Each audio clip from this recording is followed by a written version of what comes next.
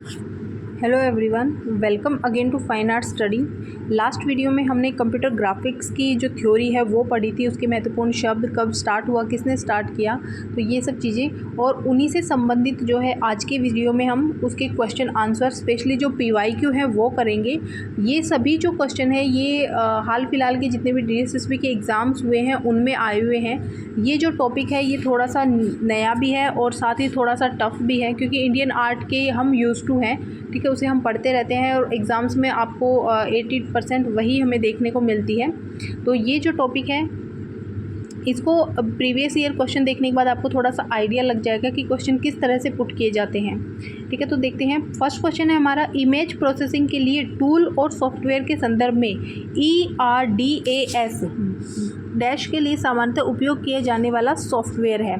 अब देखिए, सबसे पहले तो इसमें ERDAS इसकी फुल फॉर्म देखिए। ERDAS का जो फुल फॉर्म होता है वो होता है अर्थ रिसोर्स, आप चाहे तो लिख लीजिए, अर्थ रिसोर्स डेटा एनालिसिस सिस्टम, ठीक है। तो ये इसकी फुल फॉर्म है। इसके लिए सामान्यतः उपयोग किया जाने वाला सॉफ्टवेयर, ये एक तरह का सॉफ्टवेयर होता है।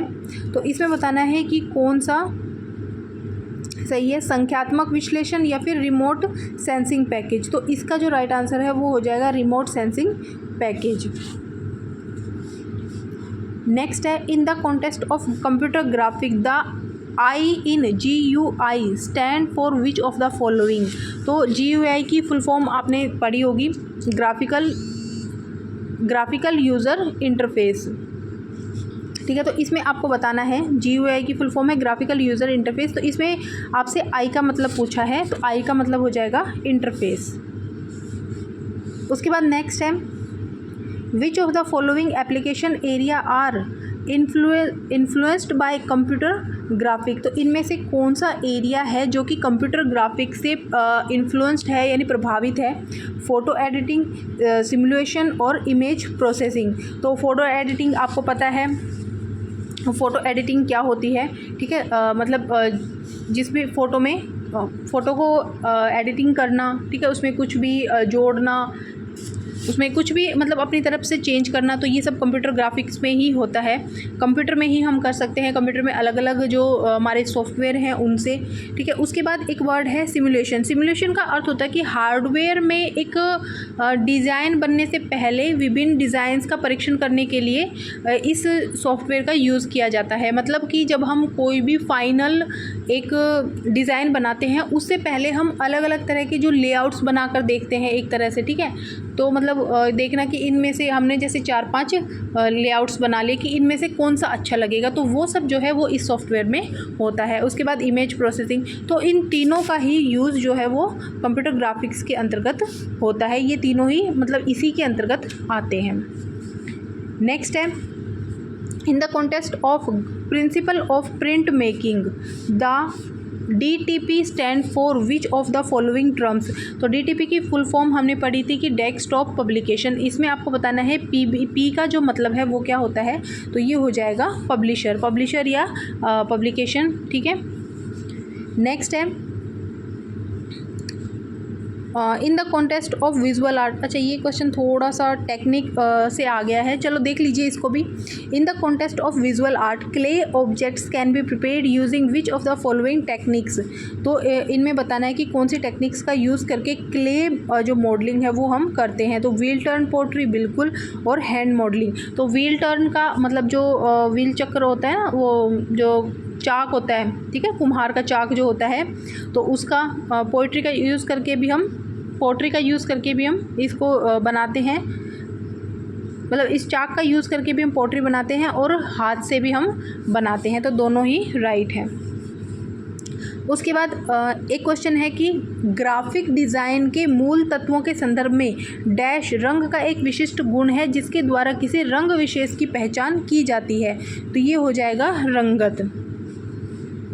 नेक्स्ट है, फोटोशॉप सॉफ्टवेयर की विशेषताओं के संबंध में निम्नलिखित में से कौन सा सही नहीं है।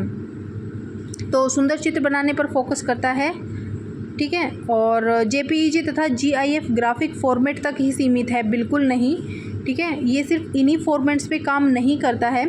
और RGB इमेज के साथ काम करने के लिए भी उपयुक्त है, बिल्कुल, और इसके साथ इमेज प्रोसेसिंग सॉफ्टवेयर में से एक है, ठीक है। तो ये वाला जो है ये हमारा रॉन्ग हो जाएगा।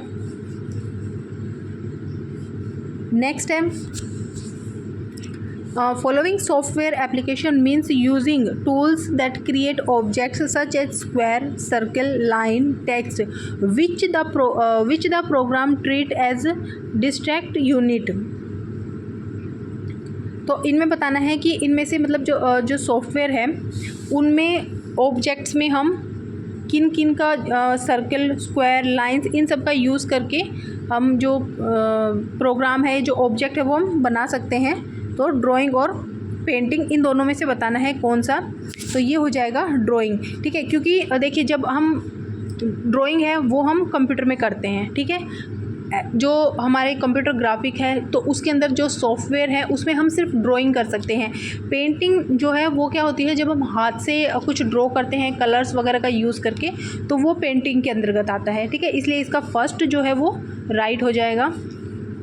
नेक्स्ट है एनिमेशन के संबंध में निम्नलिखित में से कौन सा कथन सही है। एनिमेशन जो है यह डिज़ाइनिंग, ड्राइंग, लेआउट बनाने, फोटोग्राफिक अनुक्रम तैयार करने की प्रक्रिया है जो कि मल्टीमीडिया और गेमिंग उत्पादों में एकीकृत होती है। तो बिल्कुल इसमें देखिए डिज़ाइनिंग भी होती है, ड्राइंग भी बनाते हैं, लेआउट्स भी बनाते हैं, फोटोग्राफिक अनुक्रम भी बनाते हैं, यानी कि कुछ फ़ोटो होती है उसको कॉपी भी करते हैं, उसकी नकल भी बनाई जाती है, ठीक है। मल्टीमीडिया और गेमिंग उत्पादों में एकीकृत होती है, बिल्कुल होती है। जितने भी आपने देखा होगा कि गेम्स वगैरह बनते हैं, जो 3D गेम्स वगैरह बनते हैं उनमें एनिमेशन का यूज़ किया जाता है। और इसमें गति का भ्रम पैदा करने के लिए स्थिर छवियों का समूह प्रयोजन व प्रबंधन शामिल है, बिल्कुल सही है। तो अगर आपने एनिमेशन का प्रोसेस देखा होगा तो आपको पता है कि 1 बाय उसमें जो है जैसे पेज के ऊपर 1 बाय 1 करके बहुत सारी जो ड्राइंग है वो बनाई जाती है और फिर उनको लगातार जैसे चलाया जाता है, ठीक है। वो एक के बाद एक उन पेजेस को चलाया जाता है। तो जब वो पेज लगातार चलते हैं, ठीक है, एक के बाद एक, तो हमें ऐसा लगता है कि जैसे वो पिक्चर जो है, जो हमने इमेज ड्रॉ की है वो उनमें गति हो रही है, ठीक है, उनमें जो है थोड़ी हलचल है, तो वो हमें इस टाइप से प्रतीत होती है। अगर आपने जो स्टूडेंट नए हैं जिन्होंने नहीं देखा है ये, तो एक बार आप देखिएगा, यूट्यूब पर आप वीडियो वगैरह देखिएगा कि किस तरह से ये काम करती है। तो दोनों ही जो स्टेटमेंट है वो राइट है। नेक्स्ट है which of the following principle are not relevant to web designing. Web designing से इनमें से कौन सा जो प्रिंसिपल है वो रिलेवेंट नहीं है, तो वो है रूट डिसीजन। उसके बाद नेक्स्ट है when both side are similar in visual weight it is called. जब किसी भी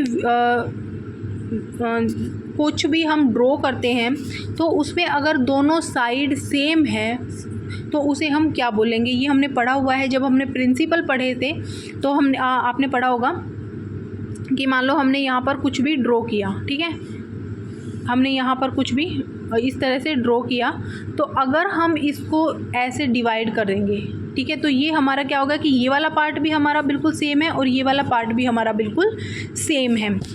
तो ये होता है सिमेट्रिकल बैलेंस, ठीक है। जब बोथ साइड सिमिलर हो इन विजुअल वेट तो उसे सिमेट्रिकल बैलेंस बोला जाता है। नेक्स्ट है if the RGB colour combination is, RGB अगर कलर कॉम्बिनेशन इतना है then what colour will it show. तो ये जो है ये थोड़ा सा प्रैक्टिकली करके अगर आपको पता है तभी आप इसको कर सकते हैं। जब अगर आप करके देखेंगे तब आपको थोड़ा आइडिया लगेगा। तो ये चीज़ें ना तो याद करने वाली हैं, ठीक है। ये टॉपिक तो ये वाला जो है ये आपको जब आप करके देखेंगे या तो आपको खुद ब खुद पता चल जाएगा। तो यहाँ पर जो दिया गया है तो R जो है यहाँ पर 255 है, G यहाँ पर 255 है और B भी जो है वो 255 है, तो ये बन जाएगा ग्रीन, सॉरी वाइट। नेक्स्ट है विश्लेषणात्मक ड्राइंग का उपयोग ज़्यादातर डैश में किया जाता है। तो विश्लेषणात्मक इसको देखिएगा कि इंग्लिश में क्या बोलते हैं, क्योंकि कुछ जो वर्ड होते हैं वो इंग्लिश में ज़्यादा अच्छे से समझ में आते हैं। ठीक है, तो इसका जो उपयोग है वो किया जाता है आर्किटेक्चर एवं प्रोडक्ट डिज़ाइन में। एक सेकेंड रुकिएगा। ठीक है, तो इसका राइट आंसर हो जाएगा आर्किटेक्चर एंड प्रोडक्ट डिज़ाइन। उसके बाद नेक्स्ट है what is the industry standard colour made that is used for print design. तो ये हो जाएगा CMYK। CMYK की आपको फुल फॉर्म भी पता होनी चाहिए। ठीक है, तो इसमें हो जाएगा आपका श्यान, मेजेंटा, येलो और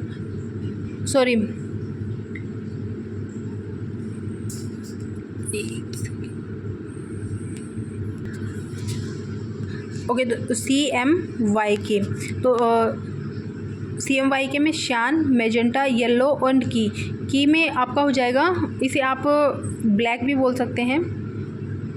ठीक है, श्यान, मेजेंटा, येलो और ब्लैक। उसके बाद एक RGB का भी आपको याद रखना है, रेड, ग्रीन और ब्लू।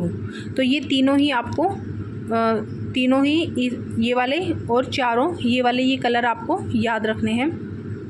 उसके बाद नेक्स्ट क्वेश्चन है name a device where one can print digital art graphic electronically. इसमें आपका हो जाएगा TV, drone, radio, graphic tablet. ठीक है, ग्राफिक टैबलेट एक ऐसा डिवाइस है जो आपका डिजिटल आर्ट जो है वो रिप्रेजेंट कर सकता है, मतलब पेंट कर सकता है। यहाँ पर इनमें हम कुछ भी पेंट नहीं कर सकते, लेकिन ग्राफिक जो टैबलेट है उसमें हम पेंट कर सकते हैं। नेक्स्ट है which describe the term motion graphic properly. इनमें से कौन सी टर्म है जो कि मोशन ग्राफिक को प्रॉपरली डिफाइन करती है, डिस्क्राइब करती है।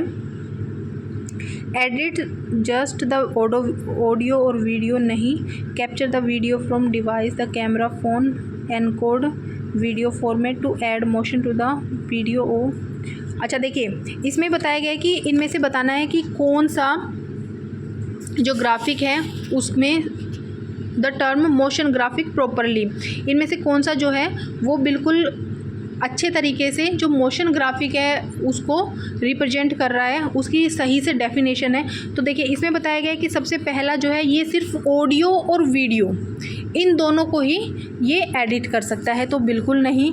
Capture the video from device like camera और फ़ोन, ये सिर्फ जो है जो मोशन ग्राफिक है वो सिर्फ वीडियो और वीडियो को कैप्चर करता है, जैसे कि फ़ोन से या फिर कैमरा से, तो बिल्कुल गलत। उसके बाद है एनकोड करता है वीडियो फॉर्मेट को, नहीं। To add motion to the video और वीडियो विद इन इफेक्ट्स, यानी कि ये जो वीडियोज़ होते हैं उनमें मोशन डालता है, उनमें गति डालता है और उसके साथ ही उनमें इफ़ेक्ट भी डालता है। ठीक है, तो ये इसका राइट आंसर हो जाएगा। नेक्स्ट है when was vector graphic first use. तो जो ग्राफिक है वो कब यूज़ हुआ था स्टार्टिंग में, तो ये हुआ था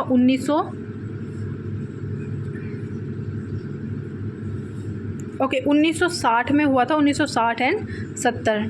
तो आपको अगर एक भी नाम आ जाए तो आप ये याद रखिएगा 1960। ठीक है, दोनों ही याद रख लीजिए, बाकी मोस्टली यही पूछा जाता है। तो ये आपका हुआ था 1960 में। नेक्स्ट है RGB colour can not produce any true dash और ऑरेंज। तो RGB जो है वो आपका येलो और ऑरेंज कलर जो है वो प्रोड्यूस नहीं करता।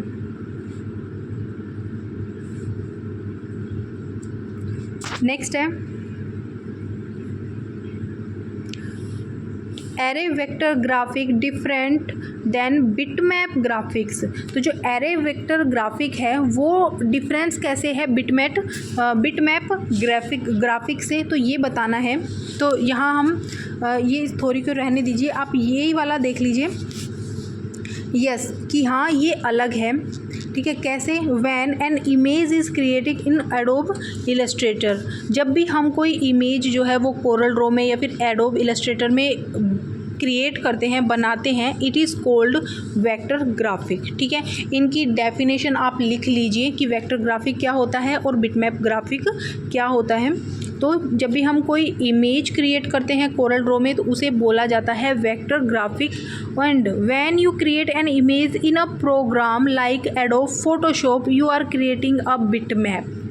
ठीक है, और जब भी हम कोई इमेज जो है वो image when you create an image in a program, जब हम कोई भी इमेज फ़ोटोशॉप वगैरह में क्रिएट करते हैं तब उसे बोला जाता है bitmap and not a vector format. ठीक है, तो ये इसका राइट हो जाएगा। नेक्स्ट है मोशन ग्राफिक्स में डैश अक्षर कला का उपयोग किया जाता है। यह ऑन स्क्रीन टेक्स्ट है जो समय और स्पेस में किसी भी तरह से चलता है या फिर परिवर्तन से गुजरता है। तो ये हो जाएगा अनुगति। अच्छा, अनुगति का मतलब नहीं देखा है मैंने, तो ये आप देख लीजिएगा एक बार कि इसे क्या बोला जाता है इंग्लिश में। उसके बाद नेक्स्ट है which of this is not a part of interaction design. तो computer context of use design nature. ठीक है,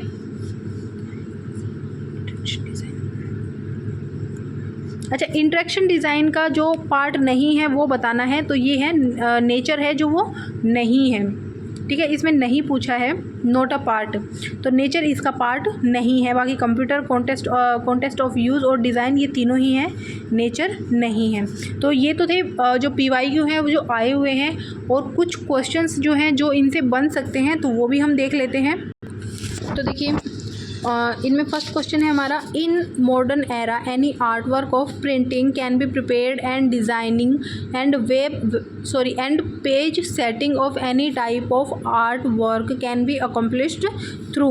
तो कोई भी आर्ट वर्क, ठीक है, जिसको भी हम बनाते हैं, प्रिंट करते हैं, तो वो हम किसके थ्रू करते हैं, तो ये हमारा जो है कंप्यूटर के थ्रू हो जाएगा। सॉरी, कैमरा नहीं, कंप्यूटर के थ्रू। ठीक है, कैमरे के थ्रू नहीं होगा, लिथोग्राफी के थ्रू नहीं होगा और फ्लेक्सोग्राफी के थ्रू नहीं होगा। इन सब के उपयोग आपको पता है। ठीक है, इनमें हम प्रिंट जो है लिथोग्राफी में पत्थर से प्रिंट बनाते हैं, फ्लेक्सोग्राफी में हम प्रिंट जो है प्रिंट मेकिंग में ये यूज़ होता है, कैमरे से हम पिक्चर ले सकते हैं, और कंप्यूटर के थ्रू जो है वो हम किसी भी टाइप का जो आर्ट वर्क है वो डिज़ाइन कर सकते हैं। नेक्स्ट है the laser ray are use to print the design in. तो जो लेज़र रे हैं, जो किरण हैं, वो यूज़ होती हैं कौन से प्रिंट को डिज़ाइन करने में, तो ये जो है इसका राइट आंसर हो जाएगा लेज़र प्रिंट। तो इसका लेज़र प्रिंटर, तो लेज़र प्रिंटर का हम यूज़ करेंगे। नेक्स्ट है in graphic photograph and data which is developed outside the computer is recognised in computer memory by. तो कुछ भी जो चीज़ है, ठीक है, चाहे वो ग्राफिक हो, कुछ ग्राफिक वर्क हो, चाहे वो फोटोग्राफ हो या कुछ डेटा हो, जो हम कंप्यूटर के बाहर डेवलप करते हैं, तो उसको कंप्यूटर के अंदर जो रिकॉग्नाइज कैसे किया जाता है, ठीक है, किसके द्वारा किया जाता है, तो ये किया जाता है स्कैनर के द्वारा। मान लो कि आपने कुछ भी मान लो आपने कोई ड्राइंग बनाई है, ठीक है, ये शीट है और इसके ऊपर आपने कुछ ड्राइंग बनाई है। अब इसको आपको कंप्यूटर के अंदर सेव करना है, तो आप क्या करेंगे, स्कैनर का यूज़ करेंगे। ठीक है, सॉरी, निकालने के लिए, ठीक है, मैंने उल्टा बोल दिया। मान लो आपने कंप्यूटर के अंदर कुछ भी जो है वो बनाया है और उसको आप data which is develop outside the, एक second, the graphic photograph and data which is developed outside the, okay, हाँ, पहले सही था, सॉरी। देखिए, आपने अगर कुछ भी ड्राइंग बनाया है, अब आपको उसको कंप्यूटर के अंदर इंसर्ट करना है, उसमें सेव करना है, तो आपको स्कैनर का यूज़ करेंगे। ठीक है, मॉडम इंटरनेट में यूज़ होता है, कोरल ड्रॉ कुछ भी मेकिंग में यूज़ होता है, और एडोब पेज मेकर भी आपको मेकिंग के लिए यूज़ होता है, कुछ भी ड्राइंग वगैरह के लिए। लेकिन स्कैनर जो है वो हमें कोई चीज़ स्कैन करने के लिए, कोई चीज़ कंप्यूटर के अंदर पुट करने के लिए यूज़ होता है। उसके बाद नेक्स्ट है मॉडम इज़ यूज़फुल। तो अभी बताया मॉडम, आप सबको पता है कि इंटरनेट के लिए यूज़ हम करते हैं। नेक्स्ट है adobe page maker is a main software of DTP, it is mostly used for. जो एडोब पेज मेकर है वो एक सॉफ्टवेयर है DTP का, और इसका यूज़ जो है वो ज़्यादातर किस में किया जाता है, तो ये किया जाता है बुक पब्लिशिंग में। नेक्स्ट है the desired image can be made through various tool in. तो जो डिज़ायर इमेज है, जो हम सोच रहे हैं जो इमेज, वो हम किसके थ्रू किन टूल्स के थ्रू हम डिज़ाइन कर सकते हैं, तो वो हो जाएगा कोरल ड्रॉ। ठीक है, मॉडम नहीं होगा, क्रॉप टूल नहीं होगा, टाइप टूल नहीं होगा। कोरल ड्रॉ ही एक ऐसा सॉफ्टवेयर है जिसके अंदर हम अपनी जो इमेजिनेशन है, जो हम सोच रहे हैं, उस इमेज को हम ड्रॉ कर सकते हैं। नेक्स्ट है कौन सा हार्डवेयर से संबंधित है, तो printer, adobe page maker, Corel Draw, Photoshop. तो ये तीनों ही जो हैं ये DTP के सॉफ्टवेयर हैं, लेकिन प्रिंटर जो है वो हमारा हार्डवेयर है। ठीक है, और अगर डिवाइस भी पूछा जाए तो प्रिंटर आपका आउटपुट डिवाइस है, ये क्वेश्चन भी पूछा जाता है, तो ये भी ध्यान रखिएगा, आउटपुट डिवाइस है। स्कैनर हमारा इनपुट डिवाइस है। कौन सा सॉफ्टवेयर से संबंधित है, scanner, modem, printer, adobe, Illustrator. तो अगेन वही है, स्कैनर आ गया, मॉडम आ गया और प्रिंटर आ गया। तो तीनों ही जो हैं वो हमारे हार्डवेयर हैं, तो ये तीनों हमारे हार्डवेयर हैं। ठीक है, और ये जो है एडोब इलस्ट्रेटर ये हमारा सॉफ्टवेयर है। नेक्स्ट है 9 number, which tool is used to move the selected image. Selected image को मूव करने के लिए किस टूल का यूज़ किया जाता है।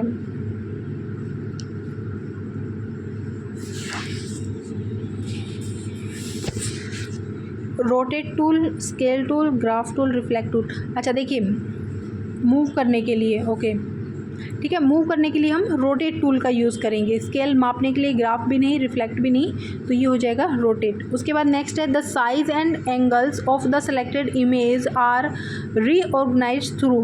तो जो साइज़ और एंगल्स होते हैं वो हम किसके थ्रू ऑर्गेनाइज कर सकते हैं, उनको व्यवस्थित कर सकते हैं, रिफ्लेक्ट, स्केल, ग्राफ और फ्री ट्रांसफॉर्म टूल।